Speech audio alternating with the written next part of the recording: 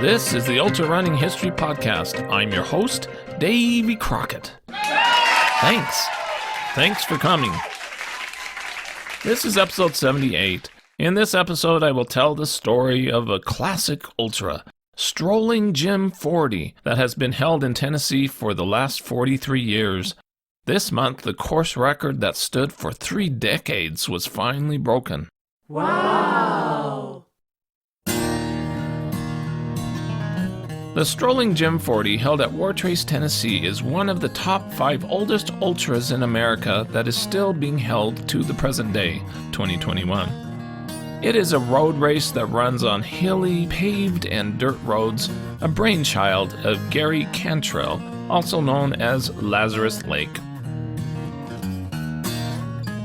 Because the race distance is a non-standard ultra distance of 41.2 miles, it perhaps has not received as much publicity as it deserves among the current mainstream ultra-running sport.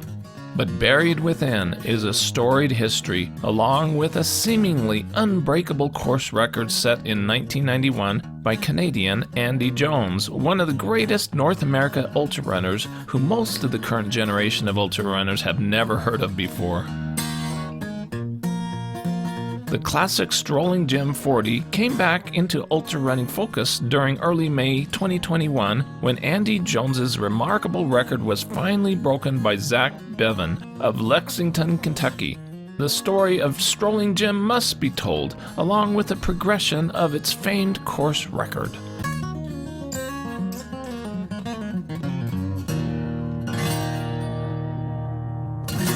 Who was Strolling Jim? Strolling Jim was the first Tennessee walking horse to become a National Grand Championship show horse for his breed. He was first trained to pull a wagon and a plow until he was noticed by a well-known walking horse trainer, Floyd Carruthers, who owned the Walking Horse Hotel in Wartrace, Tennessee. Carruthers thought the horse had potential and bought him for $350 and started training him. They bought him. They thought it would take a long time for him to get ready to show. But before the end of the season, he had won 13 straight blue ribbons, including the World Grand Championship at the first celebration. He went on with a very successful show career around the U.S., retiring in 1948 in Tennessee. He died in 1957 and was buried by his stables behind the Walking Horse Hotel in Wartrace. In 1979, Gary Cantrell of Shelbyville, Tennessee, was an accounting student at Middle Tennessee State University. He was a veteran of 8 marathon finishes and wanted to run an ultramarathon. But at the time, there were few being held in the South, so he decided to put on his own ultra for his Horse Mountain Runners Club, who trained around the Wartrace, Tennessee area. John Anderson, age 29, a sub-3-hour marathoner from Bell Buckle, Tennessee, remarked, "Gary and I wanted to run an ultramarathon, so we decided to put on our own. We got out the maps and lined out a course. At first I thought it should be called the Idiot's Run, but I believe Gary came up with a more appropriate name." They decided to start Strolling Jim 40 in the town of Wartrace, nicknamed the Cradle of the Walking Horse. It starts in a town called Wartrace, and then along the way you go through Normandy, which is one of the bigger cities along the way. But you also go through areas of Bell Buckle and Bug Scuffle. So, as the names imply, it's just a very urban type setting for the race. Yeah. Cantrell said, "The course is mostly hills, and I believe for a runner to finish the race it will be less than what's in the legs and more of what's in the mind. It is about 90% mental. Runners will have to run with the course rather than at it." The news reported, "The race will be anything but a stroll. The 40-mile loop begins near the well house that guards the old sulfur and mineral water source near the middle of town. The course winds through the rural Bedford County communities before heading back to the finish line in front of the Walking Horse Hotel. Along the route, numerous hills will furnish torturous entertainment for the ultramarathoners." Cantrell was surprised that many wanted to run the difficult race. 6 or 8 doctors will be in the race, and that sort of surprised me. You'd think of all people they'd know better. Cantrell had been training about 10 miles a day and a 30-mile run every other week. His wife, Mary, was also among the entrants. She had been training up to 70 miles a week and said, I began doing more training than Gary was, and I thought to myself, well, if Gary thinks he can do it, then I believe I can too. I guess I just got caught up in the excitement of it all, and maybe I'm a little crazy.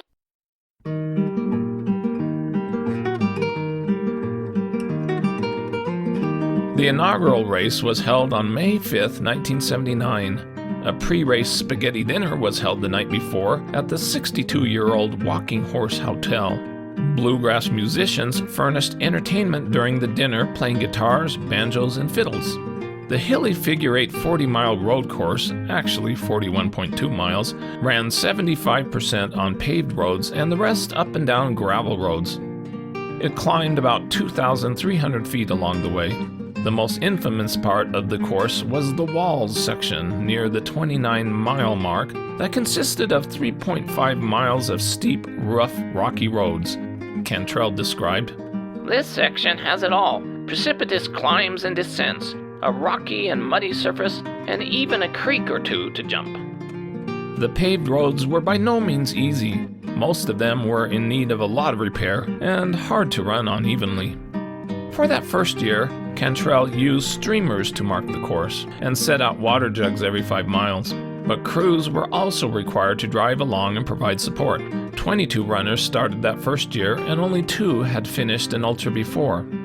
Peter Solima, a NASA aerospace engineer from Huntsville, Alabama, took the lead, hit the marathon mark in 2 hours 45 minutes, and finished first with 4 hours 31 minutes. The only women finisher was Gary Cantrell in 7 hours 25 minutes, and Gary finished 10 minutes later for his first ultra finish. Only 2 runners did not finish. Despite the difficulty of the race, with 90 hills, Strolling Jim 40 continued to have a high finishing rate the next year in 1980, when 21 of 22 starters finished. The winners were again Peter Solima with a new course record of 4 hours 23 minutes, and Gary Cantrell with 6 hours 46 minutes. In 1981, Solima accomplished the three-peat by triumphing again in 4 hours 36 minutes by a wide margin. A cow in the road held up the race that year for a few minutes. Solima continued to develop as a dominant Southern ultramarathoner. In 1982, at Strolling Jim, Solima was leading after 23 miles but felt an unusual health problem that caused him to drop out. He said, Things started going downhill from there. Running kind of saved my life. When you are training every day, you know exactly what your body can and can't do. He was diagnosed with Hodgkin's disease, underwent chemotherapy, and thought he wouldn't be able to run for a year. But after 2 months of doing well, he was given the green light to resume training and running in shorter races. He said, This is something I'd like people with cancer to realize. I was able to run a little slower, but I was able to run and run races. Solima returned to Strolling Jim in 1984 and finished in 5 hours 57 minutes. He also finished a 100-miler that year with an impressive time of 17 hours 30 minutes. His cancer went into remission, and he continued to run ultras until 1991 when he finished 5th at Strolling Jim with 5 hours and 6 minutes at the age of 45.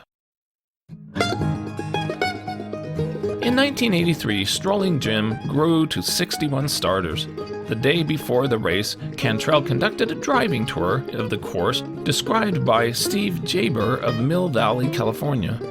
A procession of about 12 cars on the road is unusual here, and everywhere we stopped, people came out of their houses to see what was happening. Gary Cantrell was in the lead car, and he would stop every so often to make important announcements such as, "A major hill starts here." Some aid was provided that year by the race, but crews also drove along, offering liquids to all runners. Even local spectators were out in their trucks with water and Gatorade. Cantrell had a great view of the front runners riding in the lead car. He knew it would be a good race that year and said, "The only problem I can foresee is keeping the sponsors out of the beer kegs until the runners finish." At the finish, Cantrell presented each runner with a card that had their time and place on it. An awards ceremony was also held, followed by a post-race feast. A record 55 runners finished in 1983. By 1985, Strolling Jim was attracting elite ultrarunners who had their eyes on breaking Solima's 1980 course record of 4 hours 23 minutes, which had a special status among southern ultrarunners. Many had tried to break it before, but no one had come seriously close. But Tom Zimmerman, age 27 from Minnesota, came into the 1985 stage. Zimmerman was a solid 50-mile ultrarunner. Also in the Strolling Jim field of 72 runners were dominant southern ultrarunners Ray Krolowitz of South Carolina and Steve Warshauer of Georgia. Krolowitz, as usual, blasted into the lead with a first mile of 6 minutes 33 seconds up several hills, followed by Zimmerman 9 seconds back and Warshauer another 13 seconds behind. At that point, Zimmerman shifted into another gear and left the field behind. A bull chased Solima and Warshauer for about a half mile at 6:15 pace before it, quote, crashed and burned on the side of the road, another victim of the tough course. Cantrell wrote, As Zimmerman ripped on toward the walls, he ran off and left the field so far behind that even his aid crew couldn't keep up. He stepped on the gas and flew up the walls well under record pace. But with the temperature above 80 degrees, Zimmerman sagged, and he continued to try to press hard. When he hit the blacktop 2 miles from the finish, the record was still in his hands. But 2 miles can take an eternity, and those 2 miles were too much. He finished in 4 hours, 23 minutes, 29 seconds, just 17 seconds over the record. 10 yards past the finish, he collapsed in a heap and requested fluids. He said it was the most painful race of his career. The 1987 field included a dozen runners who had run a sub-240 marathon, sub-6 hour 50 milers, or both. Many of them had high hopes, and Zimmerman was back with a focus on breaking the record that eluded him 2 years earlier. Cantrell reported, It was the favorite, Tom Zimmerman, who made the move. Apparently satisfied with his study of the competition, he set out to see who was ready to play hardball. As Zimmerman powered effortlessly away, the tight pack strung out in a line.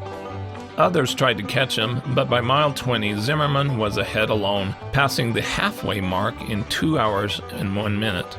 Heading toward the finish, he powered through the walls and overcame the final 10 kilometers of hot road without shade. The merciless sun bore down on him. Scorching, searing heat blasted him from the road. Something gave. Then it gave a little more. Next thing, this awesome machine that had whipped over meat grinder hills like so many highway overpasses was struggling along at 8-minute miles. But he did it. He finished with a new course record of 4 hours, 15 minutes, 22 seconds. Episode 52 covered the running career of Charlie Treyer of Reading, Pennsylvania, who was one of the greatest short-range American ultrarunners of the 1980s.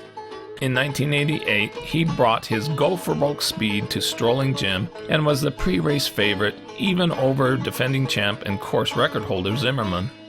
The two dueled hard, but Zimmerman's experience with the course, especially through the walls, helped him cruise to the win for the second year in a row with 4 hours, 16 minutes.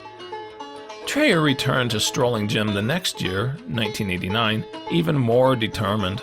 Zimmerman could not defend his title because of a stress fracture, so Treyer was the clear favorite. He charged to the front as usual.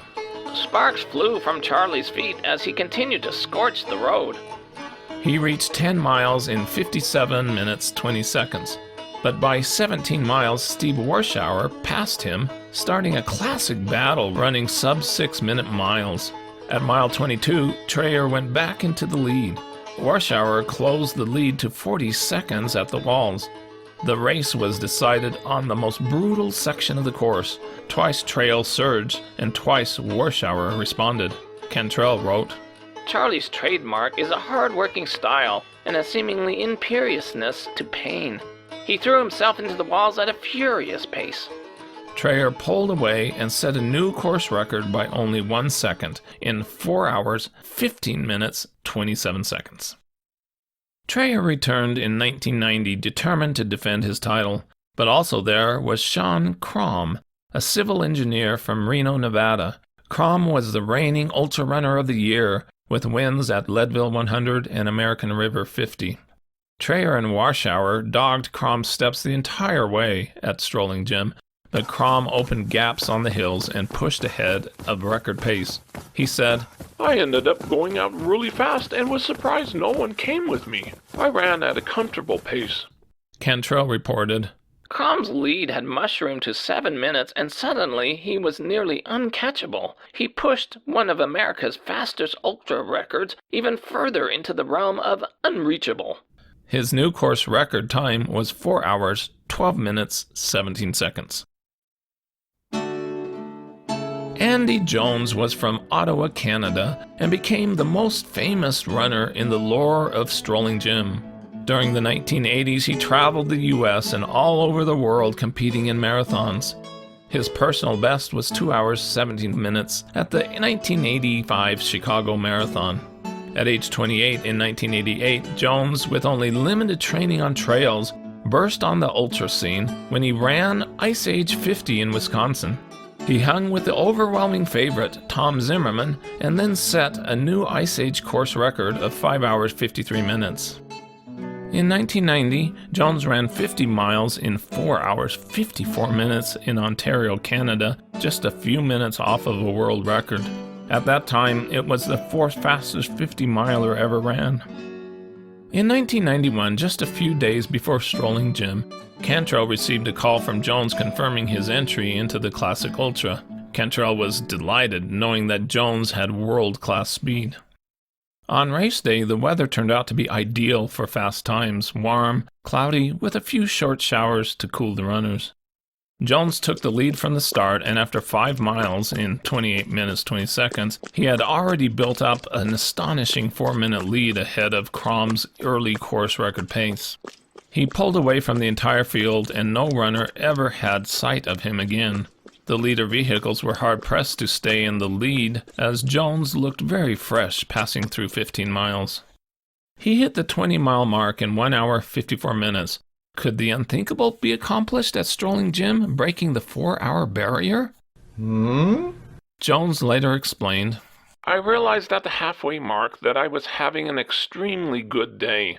I figured I ought to try for 4 hours, since you'll never know when you'll be on like that again.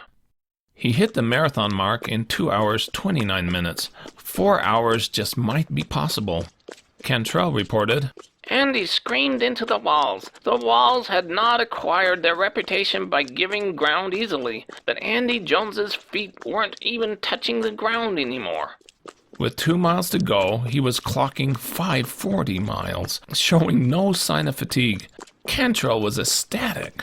A mixture of astonishment and exhilaration was at the finish, as race workers scrambled to prepare for Andy. It actually took a few minutes to convince folks that we weren't joking. Andy was coming home strong. Jones crossed the finish line in 3 hours, 59 minutes, 26 seconds. He smashed Crom's, quote, unreachable record by about 12 minutes and broke the 4-hour barrier. A smile burst across Andy's face, the first change in his expression for the duration of the run. He had done the impossible. Then he leaned over and got sick, perhaps just to convince us that he was a human. Strolling Jim saw not just a course record, but a redefinition of the race, as Andy Jones put in a run that ranks with the greatest performances of all time. Jones went on later in 1991 to set a North American 100-kilometer record of 6 hours, 33 minutes on a levee that ran on the east bank of the Mississippi River. You would think that Jones would have continued running ultramarathon distances with that dominant speed and endurance, but he went back to running marathons and was very busy achieving his PhD in chemical engineering. 6 years later, in 1997, he again stepped up to running ultras. He went and ran Olander Park 24-hour race and broke the Canadian 12 hours and 100-mile records with 99.25 miles and 12 hours and 5 minutes. Both were North American records at the time.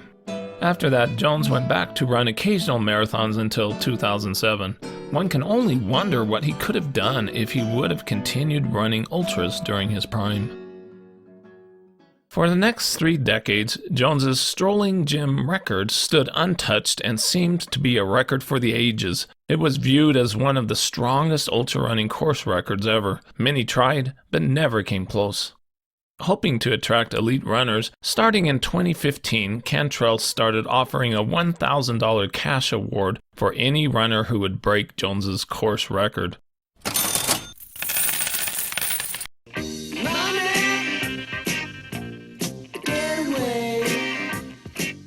Scott Breeden of Bloomington, Indiana, finished that year in 4 hours 14 minutes, the fastest time since Jones's record in 1991. Cantrell announced that he would keep adding $1,000 to the award pool until the record was broken. In 2019, Zack Beavin, age 24, from Lexington, Kentucky, came close, running the second fastest Strolling Jim 40 ever with a time of 4 hours 7 minutes. So anyway, the course record, there was a guy from Kentucky, which was really neat. His name is Zack Beavin, came in first at this race, and he had the second fastest overall time of 4:07 this year. And I thought that was really neat because actually the record was set in the race started in 78, and the record is 3:58, I think, or 3:59 for the 40K, and that was set in 1991. And over these years, only one person from the last 5 years or 10 years has even gotten close to that. All the really fast times are back from the 90s. Beavin was an elite marathoner with a PR of 2 hours 18 minutes who competed at the 2020 Olympic Marathon Trials. He started running at a very early age and had always wanted to run ultras too after reading about the Comrades Marathon, 54 miles, held in South Africa. I've always been enamored by ultramarathoning. I think my first exposure to it was reading about the Comrades Marathon in like a Runner's World article in like 2006. So I've always wanted to do it. But me and my family took a trip to Crater Lake, and it was like, oh, it's like 31 miles around. That's like a 50K. I've never run that far. That sounds fun. I'm going to do that. And then I did that and super duper hurt myself doing it. Strolling Jim was his first race longer than 50 kilometers and his first road ultra. Looking back on his first Strolling Jim 40, he felt that he lacked the specific fitness to run sub 4 hours and was, quote, toast after 50 kilometers. He committed himself to tune his training to the 41.2 miles in hilly roads. He set his sights to break the record in 2021. In November 2020, he impressed the ultra-running sport by crushing the Tunnel Hill 50-mile course record with a time of 5 hours and 3 minutes, the fourth fastest American 50-mile time ever. Jim Wansley held the American best at 4 hours 50 minutes set in 2019. Beavin recovered quickly and focused on getting ready for the 2021 Strolling Jim. The historic race was held on May 1st, 2021. Beavin recalled, Heading into the start line, I was weirdly nervous. I made a point to calm myself. I was fit and knew I had done the work to run well. The weather was ideal with the cool, calm, sunny day with a high temperature in the low 70s. Beavin took the lead from the start and focused on keeping a pace that would hold him for the duration of the race. He flew through the 5-mile mark in 28 minutes 30 seconds. With his 2019 experience on the course, he knew when and how to adapt to the hills. When I pressed on the gas just a little at some of the smaller climbs, I noticed that my marathon instincts started to come out. I would start to press just a little, and a bit of rhythm started to enter my stride. Beavin swapped fluid bottles with his crew every few miles and reached the 15-mile mark in 1 hour 25 minutes. His legs felt heavy, and he slogged along, not feeling uncomfortable, but lacking in confident strength. He still had more than 25 miles to go, and doubt started to enter his mind. But he attacked the course 1 mile at a time, and his pace continued to go as planned as he arrived at mile 20 in 1 hour 53 minutes, a few seconds ahead of Jones's record pace. Cantrell observed, It was a privilege to get to watch Zack attack the course. 30 years ago, Andy sliced through the air like an arrow. His feet seemed to barely touch the ground, and he went up the hills like they were not even there. Zack attacked the course from the gun and kept up the assault with the tenacity of a bulldog. His style reminded me of Charlie Treyer or Tom Zimmerman. Beavin found a groove. He hit the marathon mark in 2 hours 28 minutes, which was a new Strolling Jim marathon split record. He recalled, "When I made the turn into the infamous walls, I knew I was in a much better spot than I was in 2019. I swapped my bottle with my crew again and drew some energy from their cheers. As I attacked one hill after another, I was shocked and surprised at how well my pace was holding up." he reached the 50-kilometer mark about a minute faster than Jones's record pace, with 10 miles to go. In 2019, Beavin's pace floundered at this point, but it didn't falter this time, and he held a pace just under 6-minute miles. Cantrell wrote, "The walls make or break runners. When Zack went through the 50K split, you could see he was hurting, but he did not let up intensity one bit." He made his last bottle swap at mile 39 as his crew screamed encouragement. He knew that the record would be his as he continued to run at 6-minute pace. The tenths of a mile clicked past agonizingly slowly, and I focused on a building off in the distance that I thought marked the finish line. With 200 meters to go, Beavin found new life in his legs, and he let out a jubilant fist pump as he crossed the finish line in 3 hours, 55 minutes, and 44 seconds, breaking the 30-year-old Strolling Jim record by nearly 4 minutes. A kind bystander caught him and guided him to a chair. He made sure my jello legs safely found the seat because at this point they were basically useless. He was wearing a gray sub-4 Strolling Jim shirt, put a medal on me, and as soon as I had my wits about me, introduced himself as Andy Jones. I had obsessed over this record for 4 years and raced the ghost of this man for 4 hours, and here he was to congratulate me on breaking his unbreakable course record. It was a special moment. Cantrell summed up the historic 2021 record. Maybe he was only competing with Andy's ghost, but there was no missing the competitive fire that burned in his heart. I have been lucky enough to see great performances by a lot of great ultrarunners at a variety of events. This was among the very best. The classic Strolling Jim 40 had been conquered once more. Who will be the next?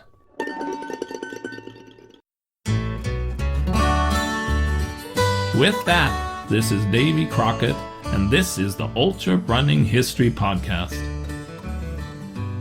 I hope you run fast and far, enjoy life, get outdoors, and most of all, stay safe and don't take unnecessary chances.